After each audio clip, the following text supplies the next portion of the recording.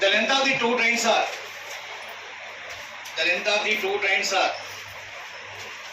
400 meters and 600 meters respectively. The length of the two trains are 400 meters and 600 meters respectively. రెండు రైలు పడవలు వరుసగా 400 మీటర్లు 600 మీటర్లు అయినట్లయితే 400 మీటర్లు 600 మీటర్లు అయినట్లయితే they overtake each other in 20 seconds.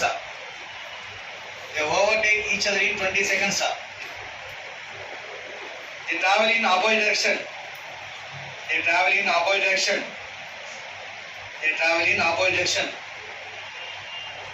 ఆ రెండు రైళ్లు వ్యతిరేక దిశలో ప్రయాణించినట్లయితే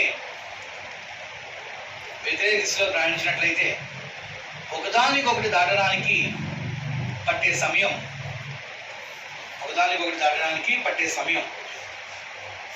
20 సెకండ్లు అయినట్లయితే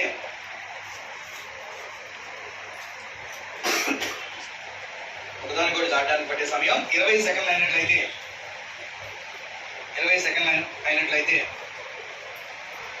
and they overtake each other in 25 seconds.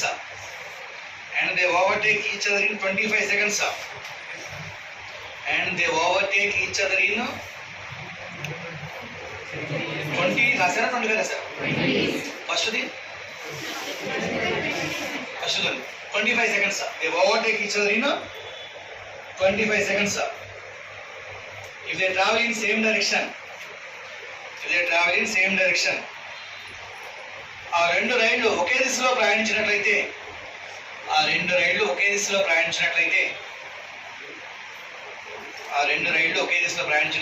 ఒకదానికొకటి దాటడానికి పట్టే సమయం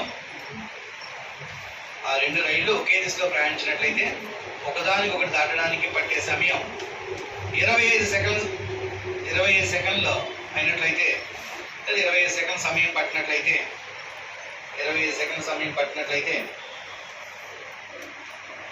what is the speed of the fastest train?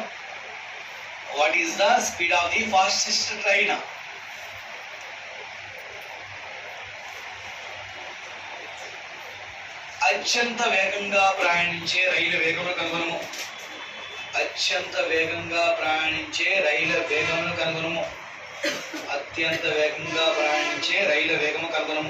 Right చూడండి ఒకసారి క్వశ్చన్ ఏమన్నామా చెప్పాలి. టూ ట్రైన్స్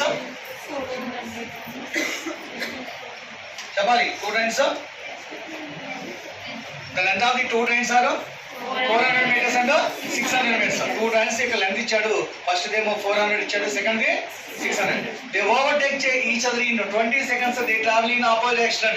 ఆపోజిట్ డైరెక్షన్ లో ఆ టూ ట్రైన్స్ ట్రావెల్ చేస్తే ఆ టూ ట్రైన్స్ ఒకదానికొకటి క్రాస్ అవడానికి ఎంత టైం పడుతుంది? 20 seconds పడుతుందంట. They overtake each other in 25 seconds. They travelling in same direction. ఆ రెండు రైళ్లు ఒకే దిశలో ప్రయాణిస్తే కనుక ఒకదానికొకటి దాటడానికి పట్టే సమయం అంతా చెప్పాడు 20 సెకండ్లు పట్టాడు. మనకు అనుకొస్తుంది అండ్ ఫాస్టెస్ట్ ట్రైన్ అంటే అత్యంత వేగమైన స్పీడ్ యొక్క రైలు స్పీడ్ కనుక్కోమన్నాడు. చూడు ఒకసారి. డిస్టెన్స్ సేమ్ ఉంటే ఏమవుతుంది? టోటల్ ఏమవుతుంది? ఆల్వేస్ ప్లస్ అంటే 400 ప్లస్ 600 టోటల్ ఏమవుతుంది?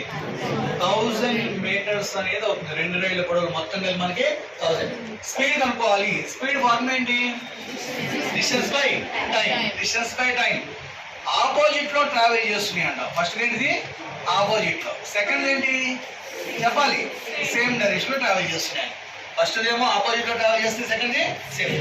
ఆపోజిట్ లో ట్రావెల్ చేస్తున్నాయి. స్పీడ్ ఫార్ములా ఏంటి మనకి చెప్పాలి? Distance by time. So distance by time. Distance మనకి ఎంత ఉంది? 1000 బై ఎన్ని సెకండ్స్ అన్నాడు? 20 seconds. మరి సేమ్ డైరెక్షన్ లో ట్రావెల్ చేస్తున్నాయి అంట. డిస్టెన్స్ 1000 ఎన్ని సెకండ్లు పట్టింది? టైం 25 seconds పట్టింది. సేమ్ డైరెక్షన్ లో ఉండే స్పీడ్ ఏమవుతుంది చెప్పాలి? మైనస్ అవుతుంది. ఆపోజిట్ లో ఉండే స్పీడ్ ఏమవుతుంది? ప్లస్ అవుతుంది. రైట్. సో ఈ 25,000 ఎన్నిసార్లు క్యాన్సిల్ అవుతుంది?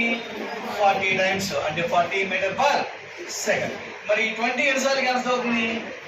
50 times అంటే 50 meter per second. First opposite లో స్పీడ్ ఏమవుతుంది అనుకున్నాం చెప్పాలి? ప్లస్. సేమ్ ఉంటే మైనస్. ఫర్ ఎగ్జాంపుల్ ఇది ఎక్స్ స్పీడ్ అనుకుంటే ఇది వై స్పీడ్ అంటే టోటల్ స్పీడ్ ఏమవుతుంది ఎక్స్ ప్లస్ వై. మరి ఇది ఎక్స్ స్పీడ్ అయితే ఇది వై స్పీడ్ అయితే టోటల్ స్పీడ్ ఏమవుతుంది అంటే ఎక్స్ ప్లస్ వై స్పీడ్ ఎంత ఉంది 50 మీటర్ పర్ సెకండ్ ఉంది. ఎక్స్ మైనస్ వై స్పీడ్ ఎంత ఉంది 40 మీటర్ పర్ సెకండ్. 2 నెంబర్స్ ని యాడ్ చేస్తే 50 మీటర్ పర్ సెకండ్ వచ్చింది. అదే 2 నెంబర్స్ ని మైనస్ చేస్తే 40 వచ్చింది. సో చూడండి ఒకసారి ఎక్స్ ప్లస్ వై వాల్యూ 50 అని తెలుస్తుంది మనకి. ఎక్స్ మైనస్ వై వాల్యూ ఎంత తెలుసు 40 అని తెలుస్తుంది. సో దీంట్లో ఎక్స్ ఫాస్టా వై ఫాస్టా? ఎక్స్ మైనస్ వై అంటే ఎక్స్ ఫాస్టా వై ఫాస్టా? X fast. హైయెస్ట్ నుంచి లోయెస్ట్ మైనస్ అవుతుంది కాబట్టి right. So cancel. 2x equal to 90 and x value 45. ఇది మీటర్ పర్ సెకండ్ కానీ కిలోమీటర్ పర్ అవర్ లో కన్వర్ట్ చేయాలండి. 18/5. 5 in this value 9 times 9 into 18. 9 into 18 అంటే 162 కిలోమీటర్ పర్ అవర్. చాలా